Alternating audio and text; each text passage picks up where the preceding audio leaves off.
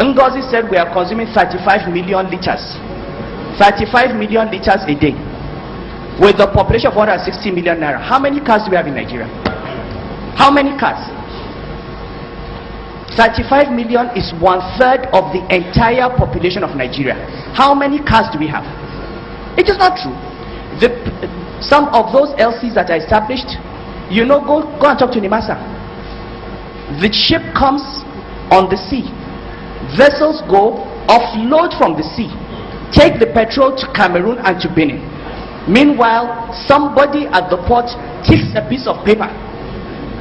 You will see a list of bills of lading saying that 15 vessels landed in Lagos on the same day. 15. Look at the dates. You will see 15 vessels. I have seen it. 15 vessels landing on the same day. Somebody will tick that he actually saw them. Those are the documents that are presented. And why will it not happen? You have created an opportunity for rent seeking. The difference between 65 and 140 is so huge. 1 trillion naira is enough to bribe anybody to sign anything.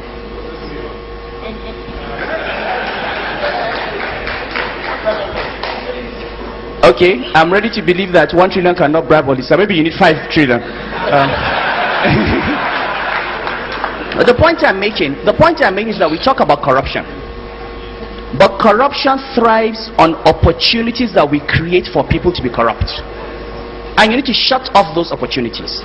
If you say you have a subsidy, and if the poor people of Nigeria are not buying fuel at 65 naira per liter, then it is not a subsidy, it is rent. So what we are saying is, I am not a proponent for removal of subsidy, I am a proponent for removal of rent. Now let's look at the impact of this distortion on the system and on the economy.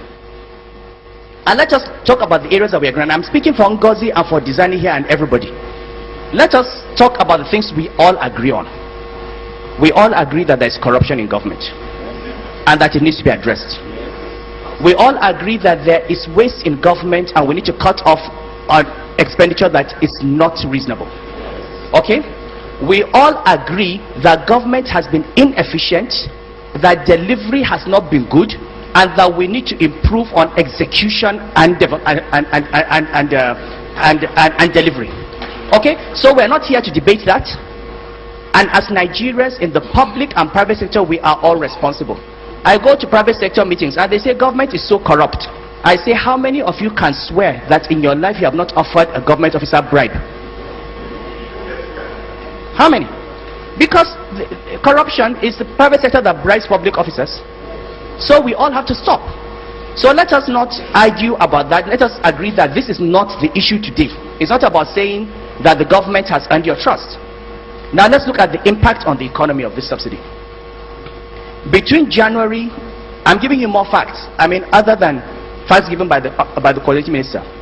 Between January and November, the total amount of foreign exchange we sold to petroleum marketers at WDAS and Interbank was in excess of $8 billion. Over the same period, the total amount of subsidy that was given to these same marketers was another $8 billion. That is 16 billion. 16 billion. Now I'm going to ask you, it's actually 16.2 billion if you want to know the numbers. Now do you know what? The total amount, at least from my records, the total amount of money that the government earned, that came to us in the Federation Reserves from the entire oil sector in the same period was 200,000 less than that. We spent more money paying for LCs and paying subsidy than we earned from the oil sector. Now ask yourselves, is this a country? Is this an economy? You're borrowing, we have spent 1.4 trillion naira, 1/3 of total government expenditure subsidizing petroleum products. I'll give you another number. Ngozi has given you reserves per capita. Issa Remu said, let's talk about production. Let's talk about production. We produce 2.2 million barrels a day. With our population of 160 million, every day Nigeria produces 1 barrel of oil for 80 Nigerians. Okay? 1 barrel for 80 Nigerians. Look at all the other OPEC countries. The nearest to us is Algeria, which has 1 barrel for 30. And Algeria is a gas producing country. Saudi Arabia produces 1 barrel of oil for every 3 citizens every day. Okay? Now, you produce 1 barrel for 80. Your share of revenue of that barrel is maybe 50%. So you can, for effectively say it's 1 barrel for 160 Nigerians. They need power. They need infrastructure. They need medical care. They need food. You need to pay salaries.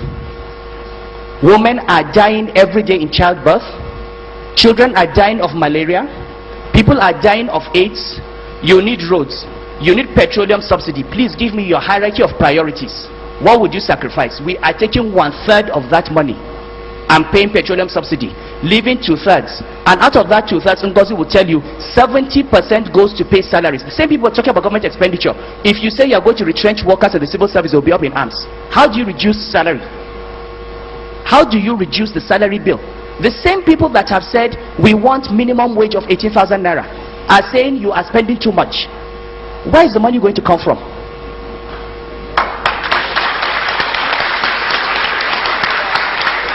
To pay those salaries, to maintain those civil servants, to provide health care, you need to free up resources. I mean, this is what economics is about. Now, to come and tell me that there's going to be hardship and difficulty is not an economic argument. The economic argument is to say, this is the cost of removing subsidy. What is the cost of not removing it? And let me tell you something.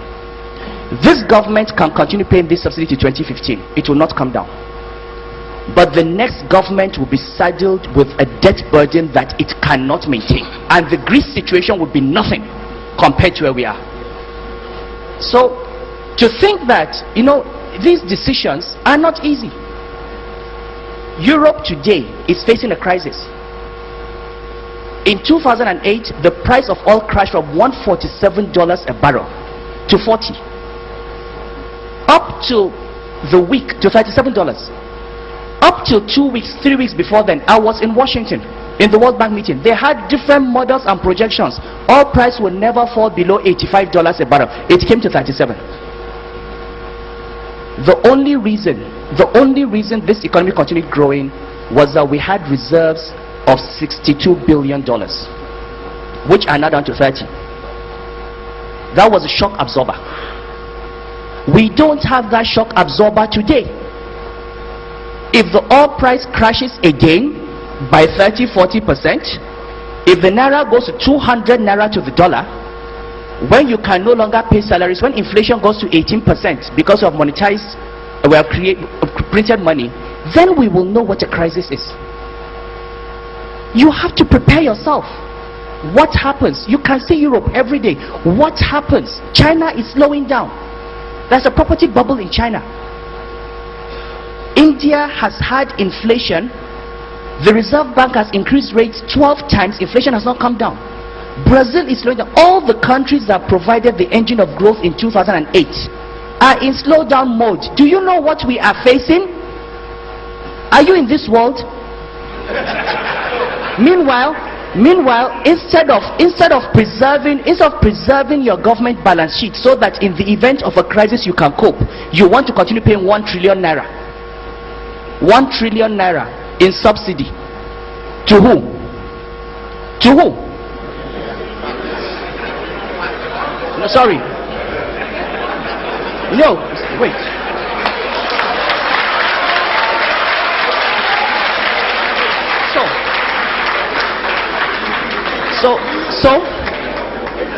So fine. So we talk about costs, and I would be the last person. I'll be the last